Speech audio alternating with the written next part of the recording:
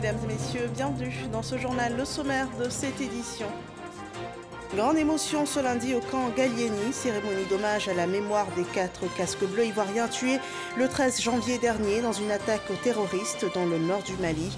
Les défunts soldats ont été élevés au grade supérieur par le chef de l'État Alassane Ouattara.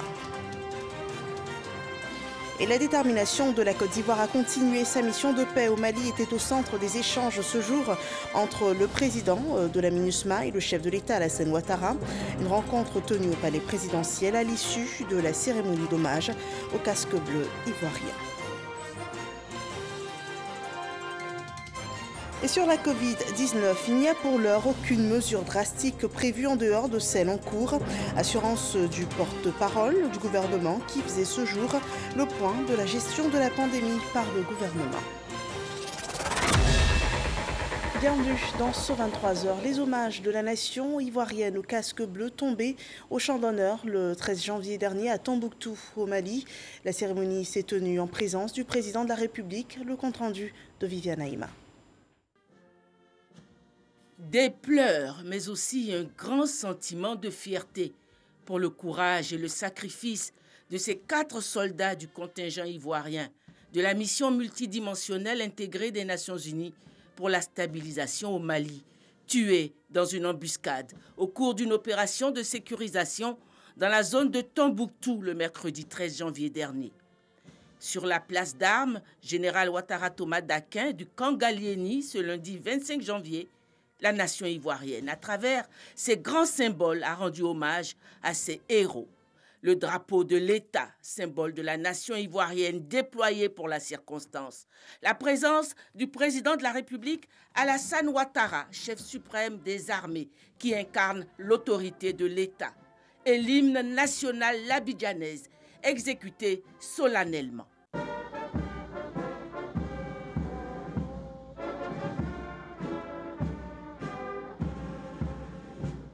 Le président de la République s'est incliné devant les dépouilles de ces vaillants soldats morts pour la défense de la paix et la sécurité. Ces 4 militaires issus de l'armée de terre et des forces spéciales ont reçu les honneurs dus à leur sacrifice. Sergent-chef Bakayoko Adama du 3e bataillon d'infanterie, vous êtes promu au grade d'adjudant à titre posthume à compter du 13 janvier 2021. Au nom du président de la République et en vertu des pouvoirs qui nous sont conférés, nous vous faisons chevalier de l'ordre national. Sergent-chef Doumbia Yakuba de l'unité de commandement et de soutien de l'armée de terre, vous êtes promu au grade d'adjudant à titre posthume à compter du 13 janvier 2021. Au nom du président de la République et en vertu des pouvoirs qui nous sont conférés, nous vous faisons chevalier de l'ordre national. Sergent Guégui Amian Jean-Bernard du 1er bataillon d'infanterie, vous êtes promu au grade de sergent-chef à titre posthume à compter du 14 janvier 2021. Au nom du président de la République et en vertu des pouvoirs qui nous sont conférés, nous vous faisons chevalier de l'ordre national. Caporal Bamba Moustapha des forces spéciales, vous êtes promu au grade de caporal-chef à titre posthume à compter du 13 janvier 2021. Au nom du président de la République et en vertu des pouvoirs qui nous sont conférés, nous vous faisons chevalier de l'ordre national. Dans le cadre de l'opération des Nations Unies pour lutter contre la progression du terrorisme dans la région ouest-africaine, la Côte d'Ivoire a déployé à ce jour un contingent fort de 1000 personnels engagés au Mali. Le chef d'état-major des armées de Côte d'Ivoire, le général de corps d'armée Lassina Doumbia, louant le courage et la détermination des troupes ivoiriennes en mission au Mali, a déclaré avec fermeté que les soldats ivoiriens ne reculeront pas face aux terroristes. Adjudant Bakayoko Adama, adjudant Doumbia Yakuba, sergent-chef Guégui Arma, caporal-chef Bamba Mustafa, vous êtes de retour chez vous, sur la terre qui vous a vu naître. Vous êtes sur la place générale de corps d'armée, Ouattara Thomas Dakin. Et la nation ivoirienne est rassemblée autour de vous. Avec à sa tête le plus illustre d'entre nous, son Excellence, Monsieur le Président de la République, chef suprême des armées. Il a tenu à être présent pour vous honorer, vous témoigner sa reconnaissance pour le sacrifice consenti et nous apporter sa compassion, nous, vos frères d'armes, parents et amis. Mais en plus, au nom du peuple de Côte d'Ivoire, le président de la République a bien voulu vous élever au grade de chevalier de l'ordre national et vous accorder une promotion au grade supérieur. Partez apaisés parce que vous avez réussi votre mort. Ce qui vous donne droit à tous ces honneurs. Oui, pour un soldat dont le destin n'est pas de connaître les délices de la retraite, il n'y a pas meilleure mort que celle qui est la vôtre. Mourir au combat, mourir au champ d'honneur, mourir l'arme à la main, mourir dans l'accomplissement de son devoir, au nom de la Côte d'Ivoire, au nom de la paix en Afrique. Quel privilège! Vous avez péri à la place que vous vous étiez choisi, toujours en tête de la colonne pour éclairer le chemin pour les autres. Vos camarades du contingent affirment leur détermination à poursuivre la mission. Leur engagement ne souffrira d'aucune faiblesse en souvenir du vôtre. Et il en est de même pour l'ensemble des forces de défense et de sécurité de Côte d'Ivoire. Excellence, Monsieur le Président de la République, notre présence au Mali est la matérialisation de votre volonté de solidarité avec les pays frères de notre sous-continent meurtri par le terrorisme et ses actes criminels. Nous partageons pleinement votre vision de la nécessaire coopération entre les États, de l'indispensable unité d'action entre les armées africaines pour venir à bout des leaders terroristes.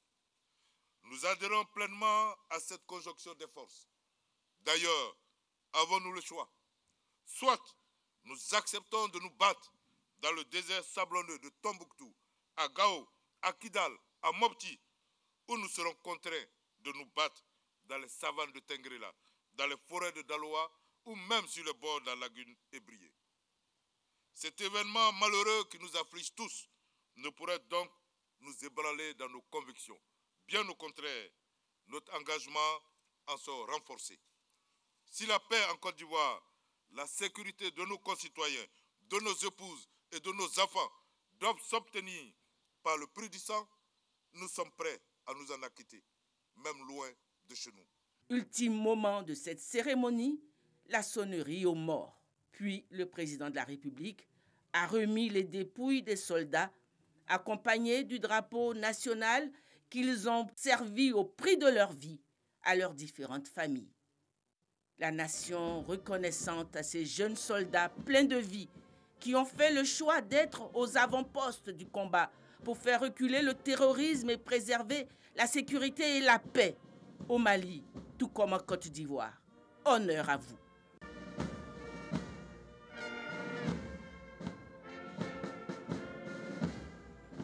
Voilà, 4 soldats ivoiriens tués au Mali. Et face à cela, la Côte d'Ivoire ne reculera pas face au terrorisme. Un engagement pleinement réitéré ce jour par le président de la République au cours d'une rencontre avec le chef de la MINUSMA, une rencontre tenue au palais présidentiel que rapporte Mahama Traoré.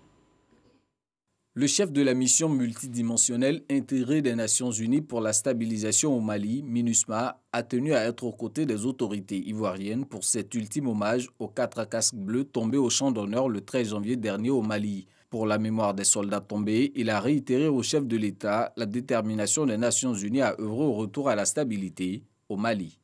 Nous sommes entretenu avec le président pour le remercier. Remercier le président, remercier les populations ivoiriennes, présenter nos condoléances aux familles et aux jeunes enfants dont vous avez écouté l'âge. Tous les 4 qui sont morts, l'âge c'est entre 30 et 45 ans. Les Nations Unies demeurent engagées pour la paix et la stabilité dans le Sahel. Le président, en retour, nous a dit la détermination de la Côte d'Ivoire pour continuer dans cette opération de maintien de la paix, parce que la menace est globale, la réponse doit être globale et la solidarité est de mise. C'est le sens que nous avons donné à cette présence de soldats ivoiriens au Mali. Et nous nous réjouissons en tout cas de l'engagement de nos frères ivoiriens au secours de leurs frères du Mali. Je crois que cet effort conjugué va apporter des résultats et je suis absolument certain qu'avec les moyens dont nous disposons maintenant, nous pouvons faire face à cet ennemi. Créée par résolution des Nations Unies le 25 avril 2013, la MINUSMA a pour mandat de favoriser le retour de la paix au Mali en protégeant les civils, les droits de l'homme et d'œuvrer à l'extension de l'autorité de l'État malien et à la préparation d'élections libres, ouvertes et pacifiques. La Côte d'Ivoire engagée à maintenir la paix, la stabilité et la sécurité dans le Sahel. Le chef de la MINUSMA s'est aussi rendu ce jour à la primature où il a été reçu par le Premier ministre Ahmed Bakayoko. À présent, ce communiqué de la CEI, la commission électorale indépendante informe les partis ou groupements politiques, la communauté internationale, la communauté nationale et les partenaires au processus électoral qu'en application de la loi portant composition, organisation, attribution et fonctionnement de la commission électorale indépendante et conformément aux résolutions du dialogue politique du 29 décembre 2020, elle procédera dans la période du 1er février au 8 février 2021 à l'installation des commissions électorales locales, CEL, et à l'élection des membres de leurs bureaux respectifs à l'échelon régional, départemental, sous-préfectoral et communal sur toute l'étendue du territoire national. La commission électorale indépendante prie par conséquent toutes les structures concernées par cette opération de prendre toutes les dispositions utiles pour prendre part effectivement à cette session. La commission électorale indépendante compte sur l'engagement et la responsabilité de tous pour le bon déroulement de cette phase du processus électoral. Pour toute information complémentaire, joindre le secrétariat permanent de la CEI au 22 40 09 90. Un communiqué signé le 22 janvier dernier à Abidjan du secrétaire permanent de la CEI, Kwame Adjoumani-Pierre. Le député d'Agboville, également candidat aux prochaines législatives, mène une action sociale dans sa commune, une action vers les communautés catholiques, musulmanes et traditionnelles. Elles ont chacune reçu un pick-up, le récit de Clément Boko. Adama Bictogo à la cathédrale Saint-Jean-Marie Vianney d'Agboville, pas seulement pour prier, mais pour communier avec cette communauté catholique. Avec lui ce dimanche, d'autres élus locaux. Le député d'Agboville commune n'est pas allé les mains vides. Il offre au diocèse d'Agboville un pick-up flambant neuf. Le ministre Bictogo, en offrant un matériel roulant au clergé, facilite leur mobilité, de prêcher la parole de Dieu. En même temps que ceux-là prêchent la parole de Dieu, ils prêchent la cohésion sociale, le vivre ensemble. On ne peut que dire merci à Dieu, parce que ce matin, ce que nous voyons, c'est l'unité, et c'est l'unité qui fait la force de l'homme.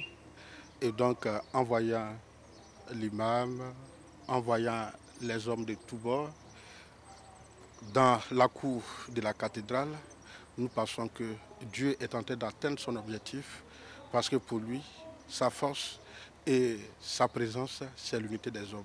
Ce matin, les actes ont traduit la politique de l'État pour vivre ensemble, surtout à Agboville. Nous sommes unis et indivisibles. Nous avons décidé de nous mettre ensemble. Depuis 2 ans, nous travaillons main dans la main avec tous les cadres pour apporter le bonheur. Vous voyez que les modifications importantes s'opèrent parce que nous avons retrouvé la cohésion. Et cette cohésion doit pouvoir s'étendre partout. C'est ça qui fait Agboville. On a toujours vécu dans cette ambiance, dans cette diversité d'esprit, mais surtout, ce qui reste fort pour nous, c'est que ce qui nous unit est plus fort que ce qui nous divise. Et nous avons pris l'essentiel parce que nous sommes au service de nos parents, de l'Anyébi et d'Aboville. Ce geste, Adama Bictogo l'a répété avec la communauté musulmane et la chefferie d'Agboville. Pour le directeur exécutif du RHDP, la solidarité doit prévaloir entre tous les fils et filles pour le développement de la région. Voilà, la cohésion booster de développement. Nous restons toujours dans nos régions. À Katiola, le CAFOP supérieur de la ville a été réhabilité. L'établissement pourra même ouvrir cette année académique 2021. La ministre Candia Camara redécouvrait les lieux le week-end dernier. Les images sont rapportées par Eugène Toubé. Le CAFOP supérieur de Katiola, fermé depuis 2002 après son saccage dès les premiers moments de la crise militaire en Côte d'Ivoire, va rouvrir cette année même, et ce à compter du mois de février prochain. La ministre de l'Éducation nationale, de l'enseignement technique et de la formation professionnelle l'a annoncé lors de sa visite dans les locaux de 7 établissements en réhabilitation dont les travaux sont réalisés à plus de 50%. Nous avons la possibilité d'ouvrir à nouveau ce CAFOP et nous allons continuer la réhabilitation afin que toutes les salles de classe soient disponibles pour le bon apprentissage des apprenants qui vont être ici. Candia Camara assure que l'État de Côte d'Ivoire a pris l'engagement de restaurer de façon progressive la totalité des bâtiments dans sa dynamique d'investissement dans les infrastructures scolaires et de recrutement d'enseignants. Justement, ce sont 260 nouveaux apprenants de la fonction enseignante que le CAFOP supérieur de Katiola s'apprête à accueillir pour la rentrée académique 2021. Donc je souhaite que les locaux réhabilités soient bien entretenus par Madame la directrice et l'ensemble du personnel. Je souhaite aussi que les apprenants donnent le meilleur d'eux-mêmes, mais nous ferons en sorte que cet établissement puisse continuer de former les jeunes Ivoiriens afin que nous ayons des enseignants compétents pour cette éducation de qualité que nous souhaitons de tous nos voeux ici en Côte d'Ivoire. Sur l'ensemble du territoire, ils sont au total 4000 admis au concours direct à suivre la formation dans les différents CAFOP du pays dès le 8 février 2021. Voilà une année académique qui s'ouvre au CAFOP et durant laquelle il faudra faire avec la Covid-19. En Côte d'Ivoire, le nombre de cas est toujours croissant. Suivant les données du jour après ce jingle.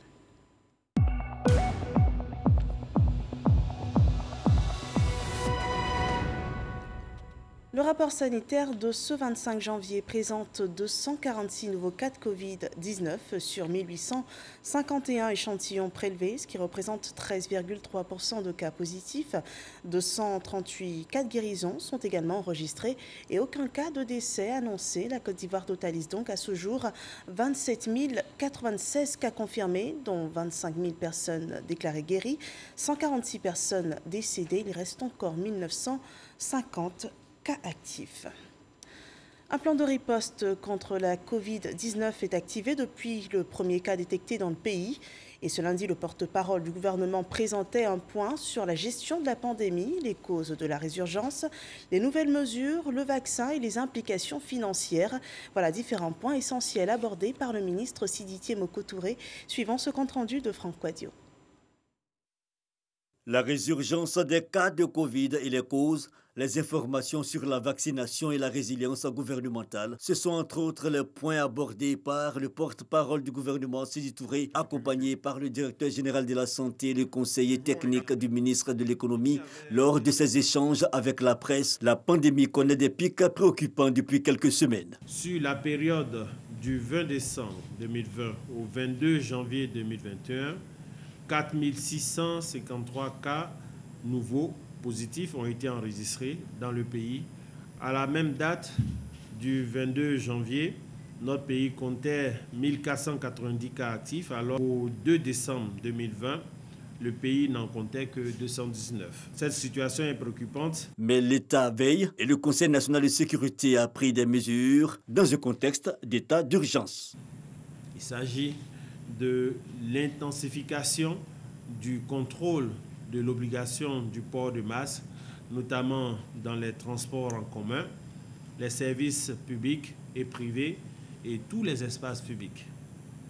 La stricte application des mesures de répression en cas de non-respect des gestes barrières.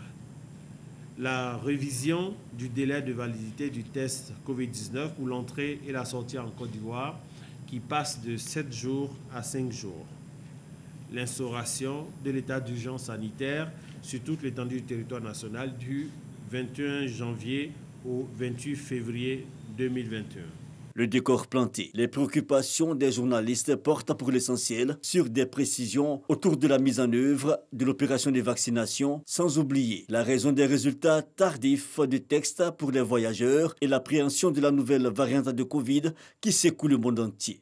Nous allons ici en Côte d'Ivoire, avec l'aide de l'Institut Pasteur, séquencer nos échantillons pour voir dans quelle mesure on a un variant en Côte d'Ivoire. Et le séquençage a commencé à Abidjan depuis environ 3 à 4 jours. Nous aurons les résultats des premiers séquençages dans environ une dizaine de jours. Donc, à la fin du mois, on pourra vous dire si nous avons en Côte d'Ivoire des variants, si oui, lesquels. Concernant les vaccins, deux voies. La voie des vaccins remis gratuitement via le mécanisme COVAX. Et aussi, la Côte d'Ivoire a fait le choix d'acheter ses propres vaccins sur le marché mondial. Cette première commande dont vont bénéficier les Ivoiriens et près de 92 pays dans le monde sera livrée en février prochain. Le début de la vaccination contre la Covid-19 devrait donc débuter au mois de février. Le porte-parole du gouvernement n'a pas manqué de rappeler la prise en charge par l'État des personnes et entités impactées par la crise, notamment le secteur privé, le secteur informel et les couches dites fragiles. 2020, ce sont 140 milliards de francs CFA qui ont été mobilisés et mis à la disposition des différents fonds et distribués. Pour l'année 2021, le gouvernement compte mobiliser près de 200 milliards de francs CFA, tout cela dans le cadre de cette cagnotte globale de 1700 milliards de francs CFA. Donc, des efforts considérables sont faits. En conclusion, les initiatives prises sont pour l'instant à titre conservatoire. Seul le respect des mesures barrières, selon les autorités, permettront d'inverser la tendance et éviter des mesures plus drastiques, désastreuses pour notre économie. Et la pandémie est en pleine résurgence. Il faut respecter les mesures barrières pour briser la chaîne de contamination. On rappelle, sur le plan local, des mesures sont prises pour renforcer le plan de lutte du gouvernement. Dans la commune d'Assini, par exemple, un centre de prise en charge des cas Covid, mais aussi des cas suspects, devrait ouvrir ses portes dans les prochaines semaines. Des précisions dans ce reportage de Mamadou Kouassi. Assini Mafia, commune balnéaire, accueille plus de 30 000 touristes chaque week-end. Cette présence régulière des touristes inquiète les autorités municipales en cette période de retournement de la crise sanitaire. Elles se préparent donc à faire face à d'éventuels cas de contamination de la Covid-19. Grâce au concours du Rotary Club International Assini Mafia, un centre d'accueil et de prise en charge Covid-19 est en construction. Une infrastructure qui viendra également renforcer le plateau technique du centre de santé communautaire de la localité. On a eu des cas suspects qu'on a eu à prélever, 3 cas je pense depuis le mois de mars dernier jusqu'à aujourd'hui. Dieu merci, c'est revenu suffisamment négatif. Nous, ça nous arrange. À la réalité, ça évite le contact entre le patient suspect ou patient Covid avec les autres patients. Du coup, évitant on brise la chaîne de transmission. En tout état de cause, c'est un centre d'urgence. Il servira pour le Covid, certes, mais il servira aussi pour toutes les activités qui nécessitent une intervention urgente. C'est l'occasion pour nous de donner plus d'infrastructures pour que les techniciens de la santé puissent opérer, travailler dans un cadre, je dirais, sain. Présents dans la ville pour des rencontres annuelles, les past gouverneurs du Rotary Club International ont effectué une visite de terrain. Ils voulaient s'assurer de l'évolution des travaux puisque l'instance internationale du Rotary Club a financé ce projet. Nous avons donné des aides aux 10 pays du district pour monter des projets Covid, pour venir en aide à des populations.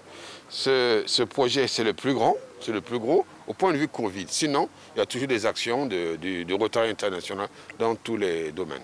La fin des travaux est prévue dans un mois. Ce local serait équipé de matériel de dernière technologie dans le cadre de la prise en charge des cas suspects et des cas confirmés de la Covid-19.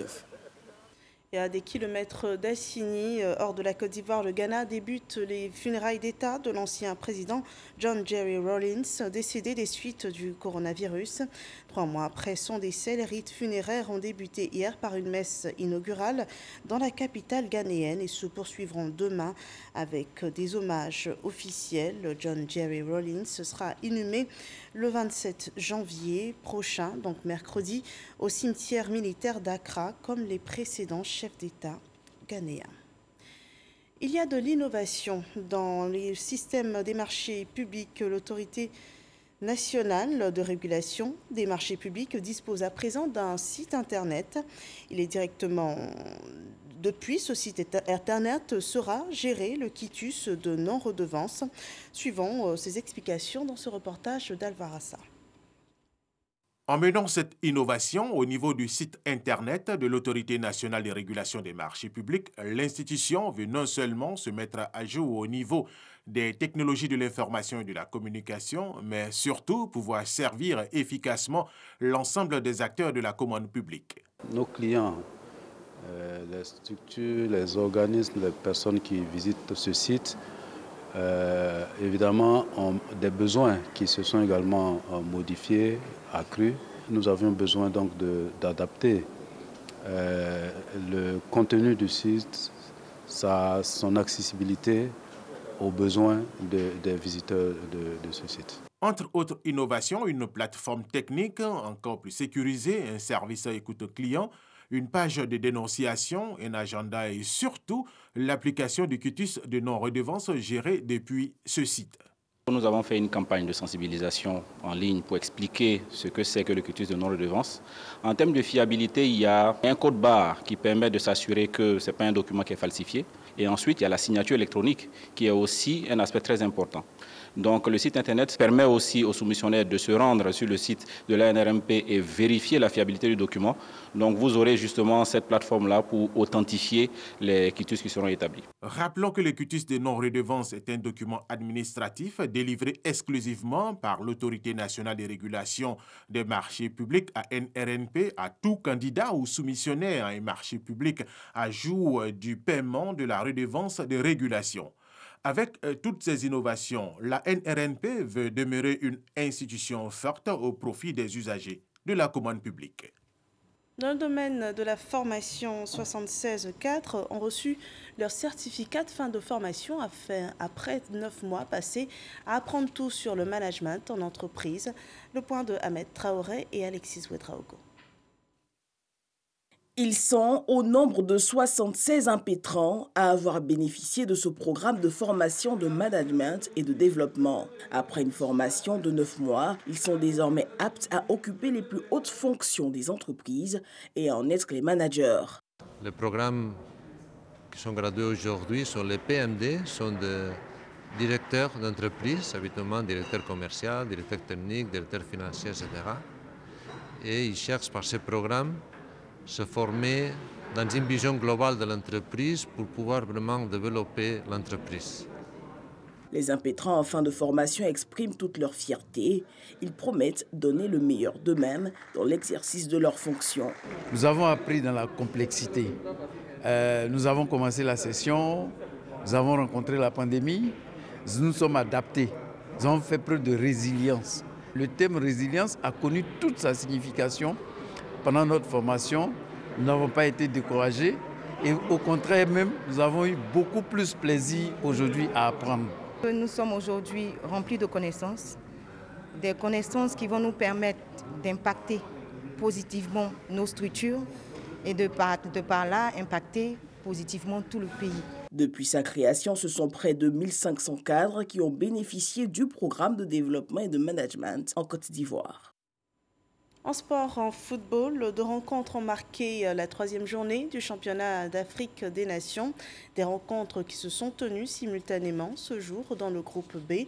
Le Congo affrontait la Libye et le Niger, la République démocratique du Congo. Les scores de ces rencontres, la Libye était menée 1-0 par le Congo et l'autre match s'est soldé sur une victoire de la RDC sur le Niger. Le score final est de 2-1. Ceci est aussi le point final de ce journal. Merci de nous avoir suivis. Rendez-vous demain pour plus d'informations d'ici et du monde. Bonsoir à vous.